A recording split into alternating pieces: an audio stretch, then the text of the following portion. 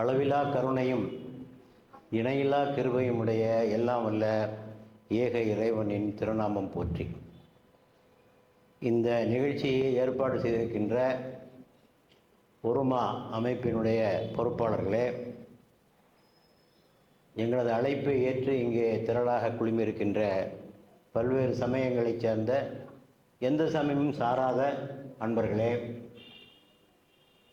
உங்கள் அனைவர் மீதும் இறைவனின் சாந்தியும் சமாதானமும் நிலவட்டுமாக. அஸ்ஸலாமு அலைக்கும். இன்றைக்கி ஞாயிற்றுக்கிழமை. பல பேர் சொல்லுவாங்க, எந்த கிழமை வேணாலும் கூப்பிடு, இந்த ஞாயிற்றுக்கிழமை மட்டும் நம்ம டிஸ்டர்ப் பண்ணாதப்பா, ஆளை விட்டுரு என்று சொல்லக்கூடிய ஒரு நாள் தான் இந்த ஞாயிற்றுக்கிழமை. ஆக அதை நீங்கள் பொருட்படுத்தாமல் ஒரு நல்ல விஷயத்தை இன்றைக்கு தெரிந்து கொள்வோம் என்ற ஒரு எண்ணத்தோடு உங்களுடைய ஓய்வு நேரத்தையும் பொழுதுபோக்குகளையும் குடும்பத்தோடு செலவழிப்பதையும் தியாகம் செய்துவிட்டு இங்கே வந்திருக்கிறீர்கள். அதற்காக எங்களுடைய ஆழ்ந்த நன்றியை உங்களுக்காக நாங்கள் முதலாவதாக தெரிவித்துக் கொள்கிறோம். நிகழ்ச்சியின் நோக்கம் பற்றி சகோதரர் அவர்கள் முன்னர் சொன்னார்கள். ஒருவரை ஒருவர் புரிந்து கொள்ளுதல், வேறு ஒன்றும் இல்லை. இது ஒரு மதமாற்ற நிகழ்ச்சி எல்லாம் அல்ல. ஒருவரை ஒருவர் புரிந்து கொள்ளுதல், ஒருவருடைய மதம், நம்பிக்கை, வழிபாட்டு முறைகள், கலாச்சார மரபுகள், அவருடைய பிரச்சனைகள், இவற்றை நாம் புரிந்து கொள்ள வேண்டும். ஒரு பன்மை சமுதாய நாட்டிலே இது மிக முக்கியமான ஒரு விஷயமாக கருதப்படுகிறது. இது ஒற்றுமைக்கும் நல்லிணக்கத்திற்கும் இது வழிவகுக்கும். ஒருவரை ஒருவர் புரிந்து கொள்ளாமல் இருக்கிற போதுதான் நமக்கிடையே கருத்து வேறுபாடுகளும் கருத்து மோதல்களும் உருவாகின்றன. அவற்றை தவிர்ப்பதற்கான ஒரு முயற்சியாகத்தான் இதை நீங்கள் பார்க்க வேண்டும். அத்தோடு இந்த நிகழ்ச்சியின் மூலமாக ஒரு ஆன்மீக சிந்தனையை அதிகப்படுத்துவது, உள்ளத்தை தூய்மைப்படுத்துகின்ற ஒரு நிகழ்ச்சி. நம்முடைய வாழ்க்கை போராட்டத்தில் நாம் பொருளுக்காக ஓடிக்கொண்டே இருக்கிறோம். தலைகால் தெரியாமல் ஓடிக்கொண்டே இருக்கிறோம். எதற்குமே நேரம் கிடையாது. ஆனால் இந்த உள்ளம் தூய்மையாக இருந்தால்தான் உள்ளம் அமைதியாக இருக்கும். யாரிடத்தே உள தூய்மை இருக்கிறதோ அவர்கள்தான் அமைதியாக இருக்க முடியும். பணவெறி, பொருள் வெறி, பதவி வெறி, ஆணவம், பொறாமை, இப்படியே இந்த உள்ளம் நிறைந்திருந்தால் உங்களால் அமைதியாக இந்த உலகத்தில் வாழ முடியாது. ஆக அந்த பிரச்சனைகளுக்காக தீர்வு தருகின்ற ஒரு நிகழ்ச்சியாகவும் நீங்கள் இதனை பார்க்கலாம். இப்படி பல்வேறு நோக்கங்களோடு இந்த நிகழ்ச்சியை நாம் இங்கே ஏற்பாடு செய்திருக்கிறோம். இப்போது இஸ்லாத்தை பற்றிய ஒரு சிறிய அறிமுகம். இஸ்லாம் என்ற சொல்லுக்கு ரெண்டு பொருள். ஒன்று அமைதி, இன்னொன்று கீழ்ப்படிதல். ரெண்டு பொருள் இருக்கு. பீஸ் அண்ட் சரண்டர், ரெண்டு பொருள் இருக்கு. என்ன அர்த்தம்? ரெண்டை இணைத்தால், இறைவனுடைய கட்டளைகளுக்கு கீழ்ப்படிந்தால் உனக்கு அமைதி கிட்டும், இறைவனுடைய கட்டளைகளுக்கு கீழ்ப்படியாவிட்டால் உனக்கு அமைதி கிட்டாது. சுருக்கமாக இஸ்லாத்தை சொல்கிறாருந்தா இதோட முடிச்சுக்கலாம். இறைவனுடைய ஆணைப்படி நடந்தால் உனக்கு அமைதி, இறைவனுடைய ஆணையை மீறினால் உனக்கு அமைதி இல்லை. இறைவன் சொன்னான், மனிதர்கள் அனைவரும் சமம் என்று இறைவன் சொன்னான். நீ என்ன பண்ண? பல வர்ணங்களாக பிரித்தாய், பல சாதிகளாக பிரித்தாய், ஏற்றத்தாழ்வுகளை உண்டாக்கினாய். அமைதி போயிற்று, அமைதி போயிற்று. இறைவன் சொன்னான், வரதட்சணை வாங்காதேன்னு சொன்னான் இறைவன், இல்லையா? நீ வரதட்சணை வாங்கினான். நாள்தோறும் பத்திரிகையிலே செய்திகள், வரதட்சணைக்காக நடக்கின்ற கொடுமைகள், இறை கட்டளைகளை மீறினாய். இப்படி ஒவ்வொரு விஷயத்தையும் எடுத்துக்கொண்டால், மது அருந்தாதே. நபிகள் நாயகம் சொன்னார்கள், மது தீமைகளின் தாய். It is the mother of all evils. ஆனால் அந்த மதுவை நாம் வருமானத்தின் தாயாக ஆக்கி கொண்டோம். நபிகள் நாயகம் சொன்னது தீமையின் தாய் என்று. ஆனால் அதை நாம் வருமானத்தின் தாயாக மாற்றிக்கொண்ட காரணத்தினால் நாடெங்கும் மது பெருக்கெடுத்து ஓடுகிறது. மதுவினால் ஏற்படுகிற நோய்களுக்கு ஆளாகி 40 வயசு 50 வயசில் இறந்து விடுகின்ற மக்களை பார்க்கிறோம். பெண்கள் வீட்டிலே படுகின்ற அவதிகளை பார்த்து கொண்டிருக்கிறோம். சிறுவர்கள் கூட மதுவுக்கு அடிமையாகி போனதையும், மதுவின் போதை தாங்க முடியாமல் போதைப் பொருளுக்கு போய்விட்டதையும் நாம் பார்க்கிறோம். இப்படி ஒவ்வொன்றாக நான் சொல்லிக்கொண்டே போகலாம் உங்களுக்கு. ஆகவே அமைதியும் என்பதுதான். ஆக இறைவனுடைய கட்டளைகளுக்கு கீழ்ப்படிய வேண்டும். இஸ்லாத்தின் பார்வையிலே அமைதி என்பது 3 வகைப்படும். ஒன்று தன்னளவில் அமைதி, பீஸ் வித் ஹிம்செல்ஃப். அவனோடு அமைதி பெறுவது, அவனளவில் அமைதி பெறுவது. ரெண்டாவது பீஸ் வித் தி சொசைட்டி, சமூகத்தோடு பெறுகின்ற அமைதி. மூன்றாவது படைத்த இறைவனோடு பெறுகின்ற அமைதி என்று அந்த அமைதியை 3 வகையாக இஸ்லாம் பிரிக்கிறது. ஆகவே அதில் இன்றைக்கு நாம் தன்னளவிலே அமைதி என்றால் தன்னுடைய உள்ளத்தை தூய்மை வைத்துக் கொள்வதுதான். பாடி அண்ட் மைண்ட் இந்த ரெண்டையும் ஒழுங்காக வச்சிங்கன்னா நீங்கள் அமைதியாக இருக்கலாம். உடம்பும் நல்லா இருக்கணும், உள்ளமும் நல்லா இருக்கணும். உடம்பையும் கெடுத்துக்கூடாது, உள்ளத்தையும் கெடுத்துக்கூடாது. நான் ஏற்கனவே சொல்லியதை போல அந்த ஆணவம், பொறாமை இதெல்லாம் இல்லாமல் உள்ளத்தை காப்பாற்றி கொண்டால் அமைதி. உடம்பை தீய பொருள்கள், மது, போதை, புகையை பிடித்தல் போன்ற பொருட்களை அறிந்து உடலை அழித்துக் கொள்வது ரெண்டும் இல்லாமல் இருந்தால் தனி மனிதன் அமைதி. சமூகத்தோடு பெறுகின்ற அமைதி, உற்றாரோடு, உறவினரோடு, கணவன், மனைவி, பிள்ளை, பெற்றோர், அண்டை வீட்டினர், ஏழைகள், அனாதைகள், முதியோர்கள், தொழிலாளர்கள், இப்படி சமுதாயத்தில் பல தரப்பில் இருக்காங்க. அவங்களுக்கு செய்ய வேண்டிய உதவிகளையும் சேவைகளையும் செய்தால் சமூகத்தோடு அமைதி பெறலாம். மூன்றாவது, நம்மை படைத்த கடவுளோடு பெறுகின்ற அமைதி. அந்த கடவுளோடு பெறுகின்ற அமைதிக்காக பல விஷயங்களை இஸ்லாம் கற்றுத்தருகிறது. குறிப்பாக 4 விஷயங்களை நாங்கள் முக்கியமாக கருதுகின்றோம். ஒன்று தொழுகை, 5 நேர தொழுகை. இரண்டாவதாக ரமலான் மாதத்தில் நோன்பு நோற்றல். மூன்றாவதாக 2.5 வருமானத்தில் எஞ்சியதில் 2.5% சமுதாயத்தில் நலிவுற்ற மக்களுக்காக கட்டாயமாக வழங்க வேண்டும். 4வது, ஆய்வில் ஒரு முறையேனும் வசதி உள்ளவர்கள் மக்காவில் இருக்கின்ற புனித தலத்திற்கு ஹஜ் என்ற வார்த்தையை செய்ய வேண்டும். இப்போது இந்த வணக்கங்கள் ஏன் செய்ய வேண்டும் என்ற ஒரு கேள்வி. கடவுள் நமக்கு என்னையா செஞ்சாரு? அவருக்கு ஏன் வணங்கணும்? என்ன பண்ணார்? அவரு என்ன அவசியம் வந்தது? அப்பாவுக்கு இப்போ மரியாதை செலுத்தலாம், அப்பாவை படிக்க வச்சாரு, ஆளாக்குனாரு, உதவி செய்யலாம், அவருக்கு நம்ம மரியாதை செலுத்தலாம். கடவுளுக்கு என்ன மரியாதை என்ற ஒரு கேள்வி கேட்கலாம். ஆனால் இந்த உலகத்தை படைத்தது அவன்தான். உங்களுக்கு தேவையான வாழ்வாதாரங்களை படைத்தது அவன்தான். நிலத்தை படைத்ததும், நீரை படைத்ததும், காற்றை படைத்ததும், மண்ணை படைத்ததும், சந்திரன் சூரியனையெல்லாம் படைத்து நீங்கள் இந்த உலகத்தில் வாழ்வதற்கான ஒரு சூழலை ஏற்படுத்தி கொடுத்தது அவன்தான். நீங்கள் பிறக்கும்போது இவற்றையெல்லாம் கொண்டு உலகத்திற்கு வந்தீர்கள்? இல்லை, எதுவும் கொண்டு உங்களால் எதையும் படைக்க முடியாது. இத்தனையும் இறைவன் உங்களுக்காக ஏற்படுத்தியிருக்கிறார். அதற்காக நீங்கள் நன்றி செலுத்தும் முகமாக அவனை வணங்குங்கள். உங்களுக்கு ஆற்றல்களை வழங்கினான், அறிவை வழங்கினான், சிந்தனை ஆற்றலை வழங்கினான், திறமைகளை வழங்கினான், உடல் வலிமையை வழங்கினான். இதற்காக கடவுளுக்கு நன்றி செலுத்துங்கள். உங்களுக்கு இறைவன் நேர்வழி காட்டினான். இறைவனுடைய கடமைகளிலே மிக முக்கியமான பொறுப்பாக இஸ்லாம் சொல்வது, பொதுவாக கடவுளை பற்றி சொல்லுகிற போது ஆக்கல், காத்தல், அழித்தல் 3 தான் சொல்லுவாங்க. படைப்பார், பரிபாலிப்பார், அழிப்பார். ஆக்கல், காத்தல். இஸ்லாம் சொல்லுகிறது இந்த 3ஓடு இறைவனுடைய பணி நின்றுவிடவில்லை. வழிகாட்டுதல். மனிதன் இந்த உலகத்தில் மனிதனாக எப்படி வாழ வேண்டும் என்பதற்குரிய வழியை கற்றுக் கொடுக்கின்ற பொறுப்பையும் இறைவனை ஏற்றுக்கொண்டான். அதற்காக மனிதர்களிலே சில புனிதர்களை தேர்ந்தெடுத்து அவர்களுக்கு இறை தூதர்கள் என்று பெயரிட்டு அவர்கள் மூலமாக வேதங்கள் வாயிலாக உங்களுக்கு வாழ்க்கைக்கு தேவையான வாழ்வியல் கோட்பாடுகள் உங்களுக்கு கிட்டியிருக்கின்றன. அதற்காக நீங்கள் இறைவனுக்கு நன்றி செலுத்த வேண்டும். ஆகவே வணக்கத்தினுடைய முதல் நோக்கம் இறைவனுக்கு நன்றி செலுத்துதல் என்பது. இரண்டாவது, உங்களுடைய ஒழுக்கத்தை வளர்ப்பது. கடவுளை எண்ணுவதற்கும் ஒழுக்கத்தை வளர்ப்பதற்கு என்ன சம்பந்தம் இருக்கு? கடவுள் உங்களை கண்காணித்து கொண்டிருக்கிறார் என்ற உணர்வோடு செய்கின்ற செயலுக்கு பேர் தான் வணக்கம்.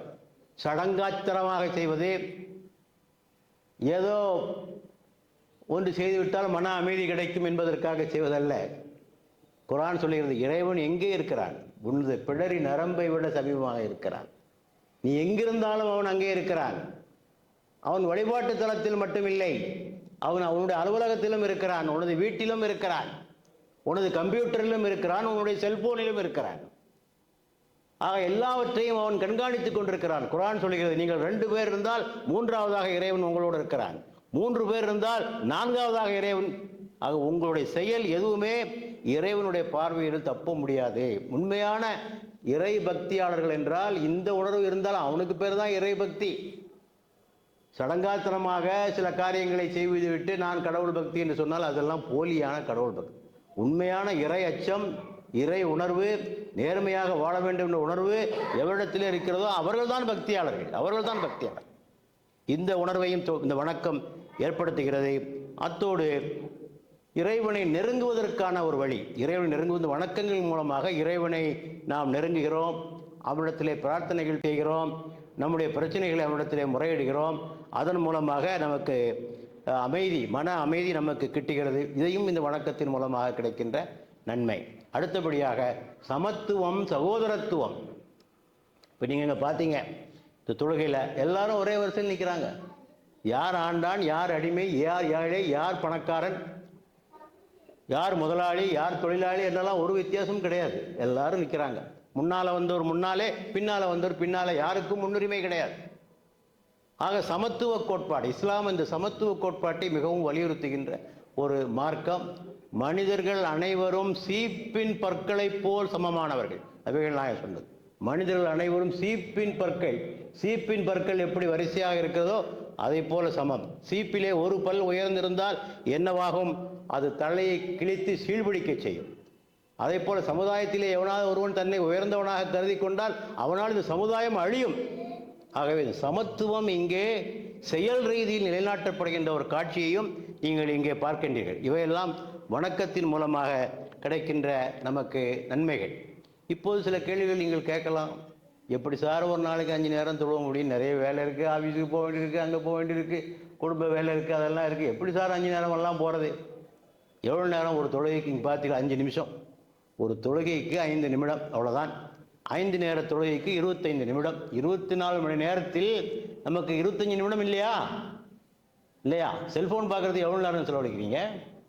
வாட்ஸ்அப் பார்க்குறது எவ்வளோ நேரம் செலவழிக்கிறீங்க? பத்திரிகை படிக்கிறது எவ்வளோ நேரம் செலவழிக்கிறீங்க? அரட்டை அடிக்கிறது எவ்வளோ நேரம் செலவழிக்கிறீங்க? அதுக்கெல்லாம் நேரம் கிடைக்குது. நம்மை படைத்த இறைவனை வணங்குவதற்கு நேரம் இல்லை என்ற வாதத்தை நம்மால் ஏற்றுக்கொள்ள முடியாது. ஆகவே ஒன்று சிரமம் கிடையாது. சிரமம் இருப்பவர்களுக்கு சலுகைகள் உண்டு.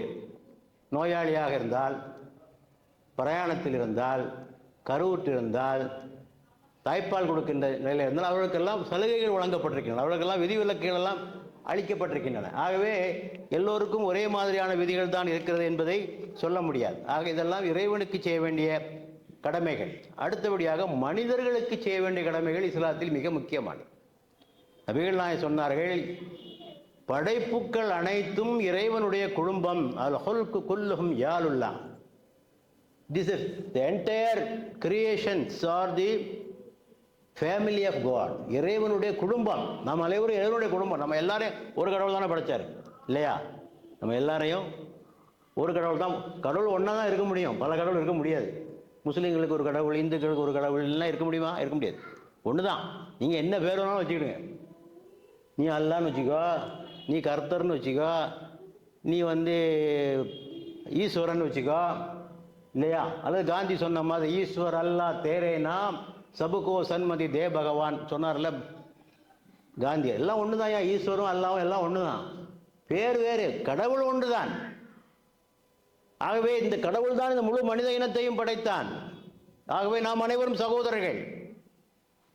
மனித இனம் ஒரு ஆண் பெண்ணினுடைய வழித்தோன்றல்கள். நாம் எல்லாம் ஒரு தாய் தந்தையர் மூலமாகத்தான் இந்த உலகம் பல்கி பெருகி இருக்கிறது. ஆகவே இந்த சகோதரத்துவ மனப்பான்மை இஸ்லாம் தூண்ட விரும்புகிறது.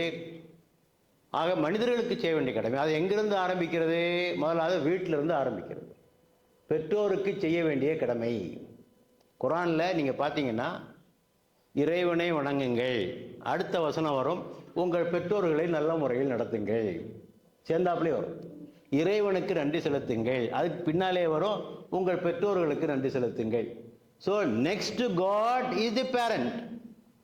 இஸ்லாத்தினுடைய வரிசை அப்படித்தான் இருக்கு. ஆக தாயின் காலடியில் சோனம் இருக்கிறது. நபிகள் நாயகம் சொன்னது, தாயின் காலடியில் சோனம் இருக்கிறது. சோனத்தை எங்கேயும் போய் தேடாதரா. அம்மாவுக்கு பணிவிடை செய்தால் நீ சோனம் போகலாம். தந்தையின் திருப்தியில் இறைவனின் திருப்தி, தந்தையின் அதிருப்தியில் இறைவனுடைய அதிருப்தி நபிகள் நாயகம் சொன்னது. ஆகவே பெற்றோர்களுக்கு பணிவிடை செய்வது அது ஒரு வணக்கம், அது ஒரு வணக்கம். மனைவிக்கு கணவனுக்கு அன்பாக நடந்து கொள்வது, மனைவியின் வாயில் ஒரு கவளம் சோறு ஊட்டுவதும் ஒரு வணக்கம். நபிகள் நாயகம் மனைவியின் வாயில் ஒரு கவளம் சோறு அன்பாக ஊட்டுவது கூட ஒரு வணக்கம்தான், அன்பாக நடத்துவது. ஆனால் இப்போ என்ன சொல்ல வேண்டியிருக்கு, நீ அன்பாலாம் ஊட்டலாம் வேண்டாம், வீட்டில் தகராறு பண்ணாமல் தட்டை தூக்கி எரியாமல் இருந்தாலே போதுமானதே என்று சொல்ல வேண்டியிருக்கு. சின்ன சின்ன விஷயங்களுக்கெல்லாம் கோவித்துக் கொள்கிறாயே, நீ விரும்பிய மெனுவை வைக்கவில்லை என்பதற்காக சண்டை போட்டுக் கொள்கிறாயே, அதை நிறுத்தினாலே போதுமானது. ஆக மனைவிக்கு செய்ய வேண்டிய கடமை, உறவினர்களுக்கு செய்ய வேண்டிய கடமை. உறவினர்கள் யார் கவனிப்பார்கள்? நாம் கவனிக்காவிட்டால் யார் கவனிப்பார்கள்? உறவினர்களுக்கு நீங்கள் தர்மம் கொடுத்தால் 2 மடங்கு நன்மை. நபிகள் நாயகம் சொன்னார்கள். ஒன்று, தர்மம் கொடுத்ததற்காக ஒரு நன்மை. இன்னொன்று உறவுகளை இணைத்து கொண்டதற்காக ஒரு நன்மை. டபுள் நன்மை. வேற ஆளுக்கு கொடுக்கறத விட சொந்தக்காரனுக்கு கொடுக்கறது டபுள் நன்மை என்று பெருமானார் சொன்னார்கள். அதே மாதிரி அண்டை வீட்டுக்காரன் பசித்திருக்க தான் மட்டும் வயிறார உண்பவன் முஸ்லீம் அல்ல, நபிகள் நாயகம் சொன்னார். அப்போ ஒருவர் கேட்டார், என்கிட்ட ஒண்ணுமே இல்லையே, என்ன கொடுக்கறது அப்படின்னு. உன்னுடைய குழம்பிலே கொஞ்சம் தண்ணீரை அதிகமாக ஊற்றிவிடு, அந்த குழம்பையாவது கொடுத்து விடு. ஒன்றும் இல்லைன்னா தண்ணி குழம்பையாவது கொடுத்து விடு. ஏதாவது ஒரு வகையிலே உதவி செய். எப்படி ஒன்னால் இருக்க முடியும்? பக்கத்து வீட்டுக்காரன் பசியில் துடிக்கிற போது நீ மட்டும் பிரியாணி வாங்கி வெளுத்து கட்டினா இப்படி ஆகாது. ஒரு இறை நம்பிக்கையுடைய அடையாளமாது. இப்படி ஒவ்வொன்றாக இஸ்லாம் சொல்கிறது. உழைப்பவர் வியர்வை உலர்ந்து விடும் முன் கூலியை கொடுத்து விடுங்கள். உழைப்பாளிகளுடைய வியர்வை உலர்வதற்கு முன்னர் கூலியை கொடுத்து. என்ன அழகான ஓமை பாருங்கள். வியர்வை உலர்றதுக்கு முன்னால் கூலி கொடுக்கணும். 3 மாதம் சம்பளம் கொடுக்க மாட்டான், 6 மாதம் சம்பளம் கொடுக்க மாட்டான், இல்லையா? ஆக இதையெல்லாம் இஸ்லாம் நமக்கு கற்றுத்தருகிறது. ஆக இதையெல்லாம் செய்ய வேண்டிய கடமைகள். ஆக இஸ்லாத்தினுடைய கடமைகள் 3. அவன் தனக்கு செய்ய வேண்டிய கடமை, அவன் மனிதர்களுக்கு செய்ய வேண்டிய கடமை, 3வது அவனை படைத்த இறைவனுக்கு செய்ய வேண்டிய கடமை. இந்த 3ஐயும் செய்தால் இந்த உலகம் அமைதியாக இருக்கும், நீயும் அமைதியாக இருப்பாய் என்பதுதான் இஸ்லாம் இந்த மனித குலத்திற்கு வழங்குகின்ற செய்தி. ஆகவே நாம் அனைவரும் அமைதி பெறுவோம், அமைதி தருவோம், அமைதி பெறுவோம், அமைதி தருவோம் என்று கூறி எனது உரையை நிறைவு செய்கிறேன். எல்லா புகழும் இறைவன் ஒருவனுக்கே.